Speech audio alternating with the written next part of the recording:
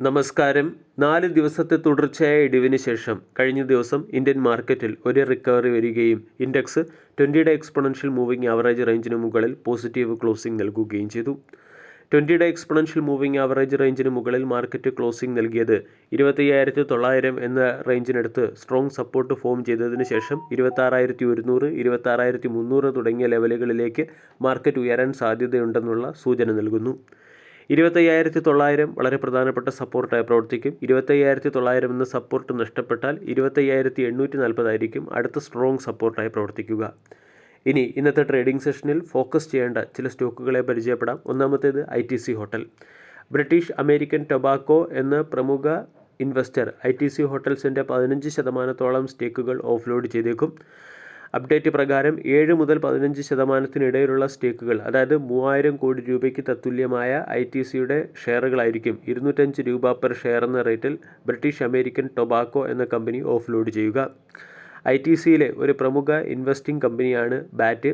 ITCയുടെ ഏകദേശം 22.9% സ്റ്റേക്ക് ബാറ്റ് എന്ന കമ്പനി, അതായത് ബ്രിട്ടീഷ് അമേരിക്കൻ ടൊബാക്കോ ഹോൾഡ് ചെയ്യുന്നു. ITC ഹോട്ടൽസിൽ ITCക്ക് 40% സ്റ്റേക്ക് ഹോൾഡിംഗുമുണ്ട്. ബ്രൂക്ക് ഫീൽഡ് ഇന്ത്യ ലിമിറ്റഡ് എന്ന കമ്പനി 3,500 കോടി രൂപയുടെ ഫണ്ട് റൈസ് ചെയ്യുന്നതിന് വേണ്ടി QIP ലോഞ്ച് ചെയ്തിട്ടുണ്ട്. 3.4% ഡിസ്കൗണ്ടിൽ 320 രൂപ പെർ ഷെയർ എന്ന റേറ്റിലാണ് ബ്രൂക്ക് ഫീൽഡ് ഇന്ത്യ റീറ്റിൻ്റെ ഷെയറുകൾ മാർക്കറ്റിൽ ട്രേഡ് ചെയ്യുന്നത്. ടാറ്റ ക്യാപിറ്റൽ 15 മുതൽ 17% CAGR കൂടിയുള്ള ക്രെഡിറ്റ് ഗ്രോത്ത് വരും സമയങ്ങളിൽ നിലനിർത്തും എന്ന് കമ്പനിയുടെ അപ്ഡേറ്റിൽ പറയുന്നുണ്ട്. ടാറ്റ പവർ എന്ന സ്റ്റോക്കും ഇന്ന് മാർക്കറ്റിൻ്റെ ശ്രദ്ധ ആകർഷിക്കാനുള്ള സാധ്യത കൂടുതലാണ്. മുന്ദ്ര പോർട്ടിലെ ഒരു യൂണിറ്റിൻ്റെ പ്രവർത്തനം ഡിസംബർ 31 മുതൽ ആരംഭിക്കാൻ സാധ്യതയുള്ളതുകൊണ്ട് ടാറ്റ പവർ എന്ന സ്റ്റോക്കിനെ ശ്രദ്ധിക്കാം. ലോയിഡ് എഞ്ചിനീയറിംഗ് എന്ന കമ്പനി ഡിഫൻസ് ആൻഡ് സിവിൽ ആപ്ലിക്കേഷന് വേണ്ടി റഡാർ ടെക്നോളജി ഡെവലപ്പ് ചെയ്യുന്നതിന് വേണ്ടി വിർച്വൽ ലാബ് എന്ന കമ്പനിയുമായി ചേർന്ന് പാർട്ണർഷിപ്പിൽ ഒപ്പുവെച്ചിട്ടുണ്ട്. സെക്യൂരിറ്റീസ് അപ്പലേറ്റ് ട്രൈബ്യൂണൽ IIFL ക്യാപിറ്റലിന് മുകളിൽ ചുമത്തിയിരുന്ന പെനാൽറ്റി 3.29 കോടിയിൽ നിന്നും 1.20 കോടിയിലേക്ക് കുറച്ചിട്ടുണ്ട്. ഇതിൻ്റെ പശ്ചാത്തലത്തിൽ IIFL ക്യാപിറ്റൽ എന്ന സ്റ്റോക്കും ഇന്ന് മാർക്കറ്റിൻ്റെ ശ്രദ്ധ ആകർഷിച്ചേക്കാം. റെയിൽടെൽ എന്ന കമ്പനിക്ക് ICT നെറ്റ്വർക്ക് ഡിസൈൻ ആൻഡ് ഇംപ്ലിമെൻറ്റേഷനുമായി ബന്ധപ്പെട്ട് 63 കോടി രൂപയുടെ ഓർഡർ ലഭിച്ചിട്ടുണ്ട്. സെൻടെക് എന്ന കമ്പനിക്ക് മിനിസ്ട്രി ഓഫ് ഡിഫൻസിൽ നിന്നും ട്രെയിനിങ് നോഡ് സപ്ലൈ ചെയ്യുന്നതിന് വേണ്ടി 120 കോടി രൂപയുടെ ഓർഡർ ലഭിച്ചു.